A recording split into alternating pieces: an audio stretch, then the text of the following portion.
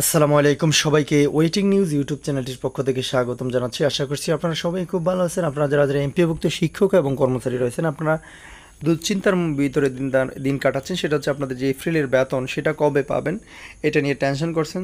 তো তাদেরকে বলবো যে নাটনি সম্পূর্ণ দেখলে আপনার টেনশনটা কেটে যাবে। কারণ হচ্ছে শিক্ষা মন্ত্রণালয় থেকে আমরা একটা সুখবর দিয়েছি যে এপ্রিল মাসের বেতন নিয়ে সেটা যদি জানতে চান পুরো ভিডিওটি নাটনি সম্পূর্ণ দেখতে হবে। চ্যানেলে নতুন হয়ে থাকলে চ্যানেলটি সাবস্ক্রাইব করে আমাদের সাথে যুক্ত থাকতে হবে, কারণ আমরাই সর্বপ্রথম আপনাদের জন্য আপডেট নিউজগুলো সবার আগে এই চ্যানেলে প্রকাশ করে। এপ্রিলের বেতন কবে জানালো শিক্ষা মন্ত্রণালয়, দেখেন এটা 20 মে 2025 কিন্তু প্রকাশিত হয়েছে। চলেন আপনাদেরকে মূল খবর নিয়ে যায়। বেসরকারি শিক্ষা প্রতিষ্ঠানে কর্মরত এমপিভুক্ত শিক্ষক কর্মচারীদের এপ্রিল মাসের বেতনের জিও জারি হয়েছে।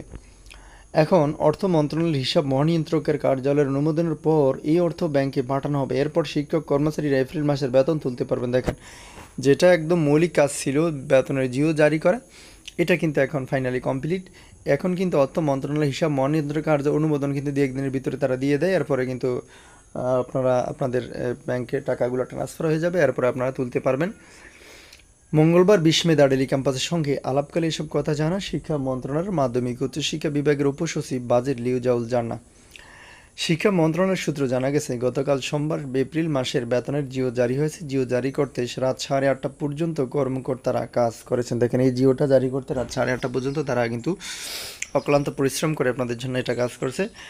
এরপরে কি লেখা আছে দেখেন, নাম অপ্রকাশিত রাখার শর্তে শিক্ষা মন্ত্রণালয়ের কর্মকর্তা দার্ডেলি ক্যাম্পাসকে বলেন, মাধ্যমিক ও উচ্চশিক্ষা অধিদপ্তর মাসিক শিক্ষক কর্মচারীদের বেতনের প্রস্তাব দেরিতে পাঠায়। প্রস্তাব পাঠানোর পর জিও জারি করতে বরাবর তাগাদা দেয়। তাদের গাফিলতির কারণে শিক্ষক কর্মচারীদের সঙ্গে শিক্ষা মন্ত্রণালয়ের কর্মকর্তাদেরও ভোগান্তিতে পড়তে হয়। দেখেন, আপনাদের এই বেতন ভাতাগুলো লেন্দি হওয়ার কারণ হচ্ছে এখানে তারা বলে দিয়েছে যে মাধ্যমিক ও উচ্চশিক্ষা অধিদপ্তর কিন্তু কর্মকর্তাদের বেতনের প্রস্তাবই দেরিতে পাঠায়। ওটা জিও জারি তো দূরের কথা, দেখেন প্রস্তাবই তারা দেরিতে পাঠায়। তো এরপরে দেখেন, কবে নাগাদ শিক্ষক কর্মচারী এপ্রিল মাসের বেতন পেতে পারেন এমন প্রশ্নের জবাবে ওই কর্মকর্তা আরও জানান, এজি অফিস এবং বাংলাদেশ ব্যাংক হয়ে অর্থ সংশ্লিষ্ট ব্যাংকে যেতে 2 দিনের মতো সময় লাগে। সেই হিসেবে আগামী বৃহস্পতিবার মধ্যে শিক্ষক কর্মচারী এপ্রিল মাসের বেতন পেতে পারেন। কোনো কারণে সেটি সম্ভব না হলে আগামী সপ্তাহের শুরুতে তারা বেতন ভাতা পাবেন। জানা গেছে, সরকারি কর্মকর্তা কর্মচারী এপ্রিল মাধ্যমে বেতন ভাতা পান। তবে বেসরকারি শিক্ষা প্রতিষ্ঠানে কর্মচারীদের বেতন ভাতা সরকারি কোষাগার থেকে ছাড় হলে রাষ্ট্র 4টি ব্যাংকের মাধ্যমে অ্যানালগ পদ্ধতিতে ছাড়া হতো।